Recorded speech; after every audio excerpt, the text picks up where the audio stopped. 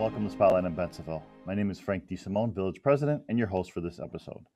Today we'll be discussing the Bensenville Capital Improvement Projects 2020 and 2021 with our guests Evan Summers, Village Manager, and Joe Caracci, Director of Public Works. Gentlemen, welcome to the show. Hey, Mayor. Hello. So what is Capital Improvement Project? I'll take this one. Simply put, it's any improvement that either replaces or significantly extends the life of a major asset in the village. These can be roadways, water mains, sewers, equipment, or even facilities. We kind of categorize the dollar value of a capital improvement project to be over $10,000, or if it extends the life of the asset more than 10 years. So during the COVID-19 pandemic, the Village of Bensenville has remained committed to continued public facility and infrastructure improvements. Tell us a little bit of how COVID has impacted the 2020 capital investment program. Well, sure. So obviously COVID hit us with some financial difficulties and restraints. I will say that our 2020 program was actually pretty full this year. We had a lot of projects that either had some sort of outside funding that was secured, or they were so far into the process of design, bidding, and ready for construction, before we really knew what the impacts of the pandemic were going to be, that we got them out on the streets. So we had funding from community development block grants through the county. We had congestion mitigation and air quality and traffic control mitigation grants that were secured through CMAP. We had an EPA loan that we finally got through, as well as our motor fuel tax funds. So these are all secured funding mechanisms that didn't really have an impact from COVID.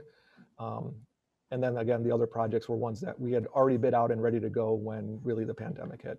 The capital budget did take a hit, however, though, when the pandemic started, the catastrophe that was, there was quite a bit of panic. I think the mayor, you talked me off the ledge a few times because I was losing my mind. But on its most basic sense, our budget has an operating portion and a capital portion.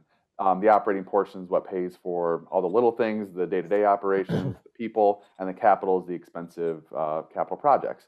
One of the things we had to do, we were fortunate to be able to do, was we shifted some of our operating expenses over to the capital budget. For years, the operating budget had been paying some capital bonds. We moved those over to the capital budget, and that did it ate up some of the projects. So we did have to make some cuts, or not necessarily cuts. We kicked out those projects in the future years, and that allowed us to keep the operating budget safe and healthy, which, that we didn't have to lay off police or anything drastic like that because we had such a healthy capital budget going into this. So what projects were we able to complete in 2020? Well, like I said, we did have a number of those that were in the works. So this past year, we completed the 2020 Streets project. This was the Eastview and Franzen project. That one had some water main components and roadway components to it, as well as right adjacent to that was our 2020 water main project. That was Hillside. So that area up north got a nice capital improvement to it for this year. We were able to finish all of those up prior to the July 4th holiday weekend, so that was nice. Another project that we did was our 2020 MFT resurfacing program. This was mill and overlay to get our roadways out for another 10, 15 years. That happened on Grove, Green Street, as well as Plentywood Drive. Again, that one used MFT funds to support the financing on that one. We also had the Church Road pump house improvements. This is a project that really upgraded our 1960s facility over at Church Road. That's the backbone of our water system. We did some electrical and mechanical improvements over there that were needed to keep that going into the future. That was funded by our utility fund. So it's an enterprise fund that is paid for by water bills and sewer bills. So we were able to capitalize on those funds still being there to finish that project. We had Spruce and Supreme lift station upgrades this year. So lift stations are, again, a backbone of our wastewater collection system. That's what gets the waste over to our wastewater treatment plant. Very critical components of our system. We did an analysis of all 18 of our lift stations last year, identified a plan to move forward to upgrade some of these lift stations every other year or so. So we were fortunate enough to be able to upgrade the Supreme and the Spruce lift stations this year. So much needed improvements that we were able to complete prior to Labor Day this year. Right, and real quick on those, I think pump houses are something that the public doesn't really see that often. I'm sure they don't put much thought to it. But pump houses are and lift stations. Sorry, lift stations are one of those things that allows modern life to go on. You know, without these, if one of these lift stations failed, it would be pretty significant sewer backups all across town. We do have a lot of lift stations with 18 of them. There's a lot to maintain. And I always joke, you know, these are the type of things that keep guys like Joe and I up at night if they're not maintained. A lot of towns, they neglect to maintain them because they're not visible, they're not sexy. You don't do ribbon cuttings for a pump lift station, but they are what make modern life possible. So Joe's really got a great commitment to keep ours in good repair. We've got a whole plan to maintain all 18 of those for the foreseeable future. So I think it's something that residents can be proud of, and they can hopefully sleep well at night, like I do now, and that we have a good plan for maintaining these. Right, important to sleep well at night, and again, sometimes that doesn't happen with some of these things. So, a couple other projects we were able to complete this year: the 2020 residential streetlight project. So again, this is our commitment to residential streetlights in town. Again, able to capitalize on community development block grants through DuPage County to fund half of that project. So that one was just wrapped up here in the last couple of weeks. And then the Illinois 83 Bike Path Project. This was the congestion mitigation, air quality, and traffic control measures grant that we got through the federal government to extend our bike paths from Foster to Bryn Mawr, where the Tollways started theirs a few years back. So we basically completed all of our major bike path projects that to get us from north to south of town over the last 4 or 5 years. So those were the major ones we got done this year. And then we were able to start on our White Pines project as well. That leads me to this. It's one of the village's largest projects, that is the White Pines water main replacement. So let's talk about the history of this project, the funding, and the construction timeline. I'll start off on this one. So as residents probably know, the White Pines neighborhood is mostly unincorporated. It's an unincorporated DuPage County, but the village provides water to those homeowners out there, those residents out there. Many of the water mains out there are original to when the neighborhood was constructed. So we're talking late 40s into the 50s, 1950s, and they are well beyond their useful life. It was Father's Day weekend 2018. I think we had 16 water main breaks out there in one weekend. And that just goes to show you how antiquated and well past its useful life that neighborhood is. Around, I think it was right after you got elected mayor, that you sat Joe and I down and said, we need a plan, guys. We need to fix this. This project has been languishing for 40 years. We've looked at memos from 40 years ago talking about this. We need to fix it. There's always been some contention between the residents because the village wanted previously the village wanted to force annex many of these homes.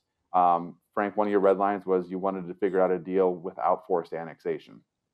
What we did is we came up with, it took us a while and a lot of cups of coffee to put this one together, but we came up with a plan that allowed for the water main system to be replaced, and the residents of Bensenville weren't going to have to pay for this because that would be unfair to the incorporated residents to have their tax dollars going to an unincorporated area.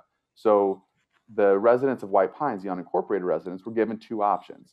They can remain unincorporated and will pay a higher water rate that will fit their the debt service payments on the loan that the village was going to take out, or they could choose to incorporate into the village, and those new property tax dollars would be committed to paying off that loan. Pretty innovative. I don't think I've seen a water main project ever with that funding mechanism. To get the loan, we wanted to get the lowest interest loan possible. You know, if the village went to market right now, we'd probably get a 3.5% interest rate on a tax-exempt bond, maybe a little less than that right now. But we wanted to get the lowest rate possible for the unincorporated residents because we wanted to make it affordable as possible. So we went to the Illinois Environmental Protection Agency, the IEPA, and we applied for a loan. The IEPA loan process is thorough, to say the least. I think they leave no stone unturned. Joe, you've had a lot of paperwork to go through applying for this, but ultimately the IEPA determined that the project was necessary, the way we're going to pay for it was affordable, and that they would support issuing the loan to the village. So Joe, if you want to talk about some of the loan aspects and then the construction timeline, I think that would be a good segue. Sure. So the loan that we did receive, we were able to actually get a lower loan than the general IEPA loan because of our medium income of the area. We qualified for an extra $400,000 worth of principal forgiveness on this loan, which was great. And we also are making a commitment on this project to eliminate any lead in the system. So any service line that is lead, we are going to replace all the way up to the meter. And we were given a second loan for that. So that loan has a cap of about $985,000 for any cost associated with replacing lead service lines. That loan has 100% principal forgiveness up to that $980,000 limit. We don't anticipate we're going to need that much money to replace the lead service lines out there. It's not like they are all over the place. We have a handful of lead service lines. There might be a 10 to 15% residents that have lead service lines out there, but we are committed to replace those as part of the project. And our loan that we got will pay for 100% of that cost, which is great.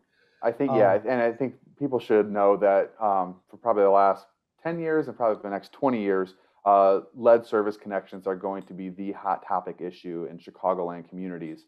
Chicagoland communities have more lead service connections than anywhere else in the country.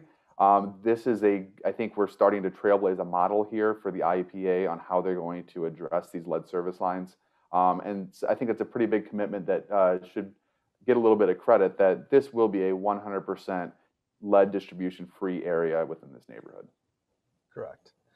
And then to get on to the actual project itself. So once we did secure the funding and we did get the loan from the EPA, we did go out to bid on this project. We had a lot of interest into the project. I think we had 12 bidders that actually submitted bids on the project.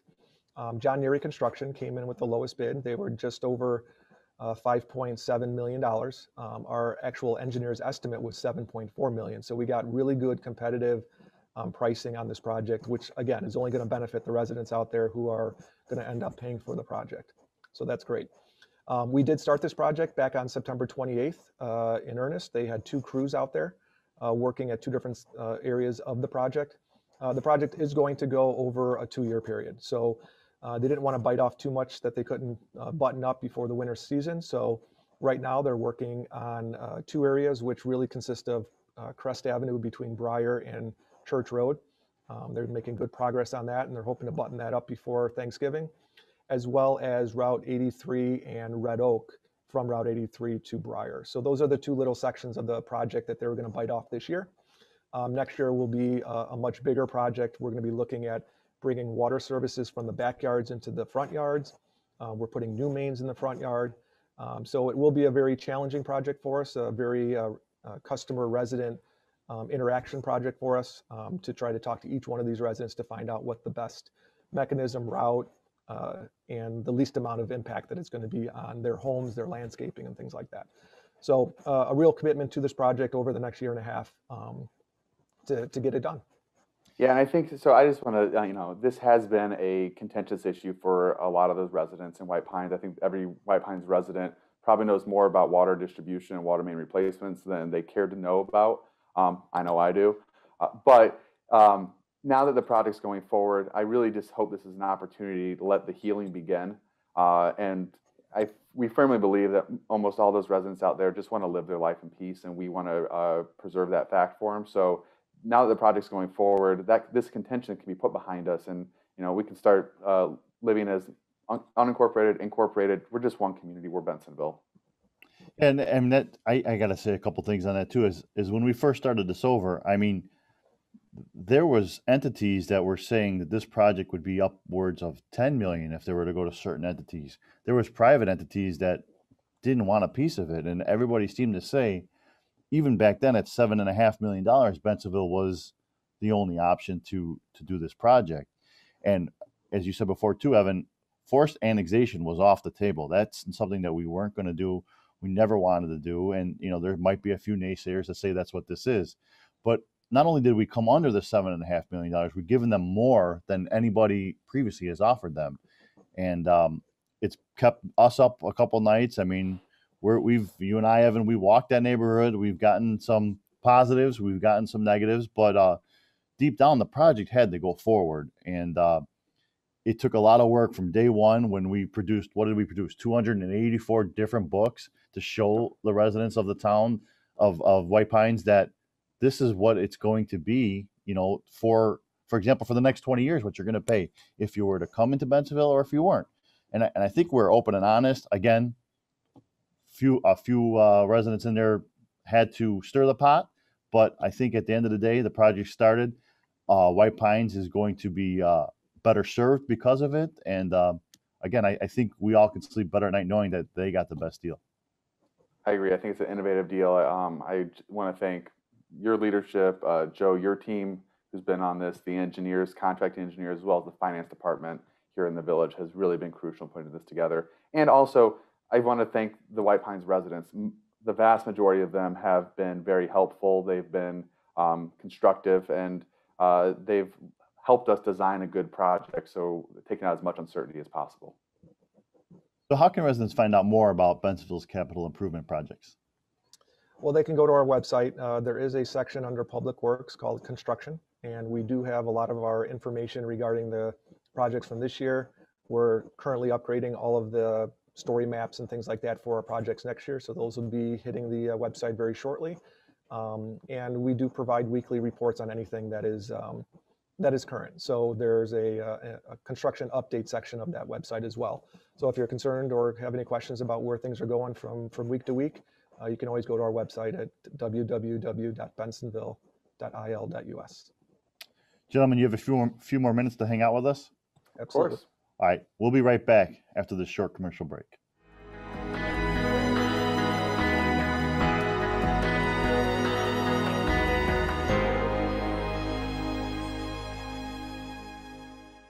Staying connected is important, and at the Village of Bensenville, it has never been easier to keep up to date with what's happening around town. Whether on your phone, desktop, or tablet, the Village of Bensenville website is your go-to community resource, so you'll stay connected at home, in the office, or on the go. Join us on social media. Visit the Bensenville homepage and click on the Facebook icon. This will take you to the Bensenville Facebook fan page. Once there, click the like button and add us to your newsfeed. To follow us on Twitter, visit the Bensenville homepage and click on the Twitter icon. This will take you to the Bensenville Twitter page. Once there, click the follow button and add us to your Twitter feed and receive regular community updates. For email and cell phone notifications, click on the Notify Me button. This will take you to the Notify Me dashboard. Add your email address and/or cell phone number at the top of the page. Then select which service you would like to receive updates from. Click on the envelope icon for email alerts and on the phone icon for phone alerts. You can choose one, the other, or both. Tune into our public access cable shows and board meetings.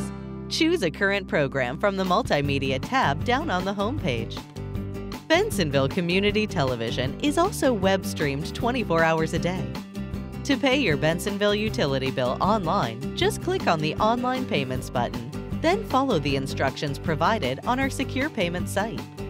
If you have any problems, concerns, or questions to tell the village, please visit the Report a Concern Center. Through the YourGov application, you can explain your issue and track its progress from submission to completion. Issues submitted through YourGov are forwarded directly to the responsible department. Staying connected is important, and at the Village of Bensenville, it has never been easier to keep up to date with what's happening around town. On your phone, desktop, or tablet, the Village of Bensenville website is your go-to community resource, so you'll stay connected wherever you are.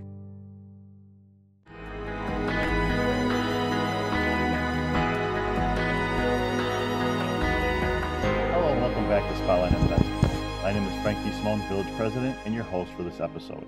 Today we're discussing the Bensenville capital improvement projects for 2020 and 2021 with our guest Evan Summers, Village Manager, and Joe Caracci, Director of Public Works. Welcome back, gentlemen.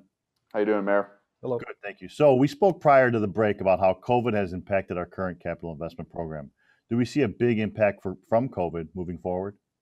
Yeah, we do. This is a unprecedented event. It's a black swan event, is what some people call it.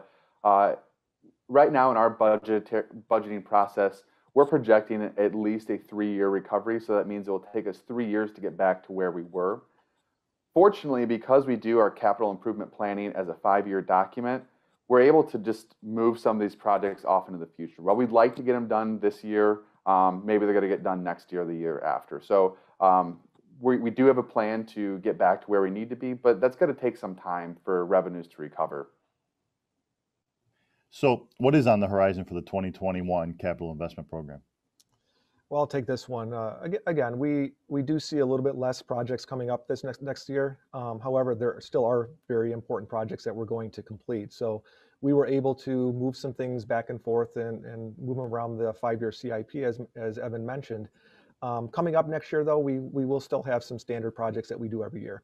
Our 2021 MFT Village Street Improvement Project. This is a project that basically is a mill and overlay of our roadways to extend their life another 10 to 15 years. Our project next year is going to focus on those streets that are just south of Jefferson and just east of York Road. We're talking Red Oak, Crest, Rose, May, and Marion. We're also going to do the section of Park that is from Jefferson to East Pine Avenue, the horseshoe, if you will. And then an area of 2nd Avenue over between 83 and Church Road. So again, these are our enhanced resurfacing projects, mill and overlays. We'll see some spot curb repair, sidewalk replacements, ADA upgrades, things like that. So that's going to be one major project next year. Our second one is the 2021 annual residential streetlight project. As we mentioned in our previous segment, a lot of our projects that we are able to go forward with are ones that we have secured grant funding, federal funding, things like that. Our 2021 annual residential streetlight project is going to utilize community development block grant money again. This is through DuPage County. We have an agreement for $400,000 of 50-50 match. So we expect this project to come in at just under $1 million. So a majority of this project will be funded through community development block grants. The project location is going to be the west side of the Brentwood subdivision. So this is from York Road to about Addison Creek, where that kind of comes into the Brentwood subdivision. We're expecting about 100 new residential streetlights in this area. So that'll be a nice project to really light up the Brentwood subdivision. Absolutely. I think, Mayor, every time you and I are out in Brentwood, those neighbors, they just beat us over the head with how dark the neighborhood is at night. So putting those residential streetlights up is going to be great for them, and we hope to get the whole neighborhood done eventually. Absolutely. Yep. Our White Pines project will be continuing through next year. So again, a majority of that project will occur in 2021. A lot of backyard water services wrapping around to the front, as we mentioned in the previous segment. So that'll be a very time-consuming project for 2021.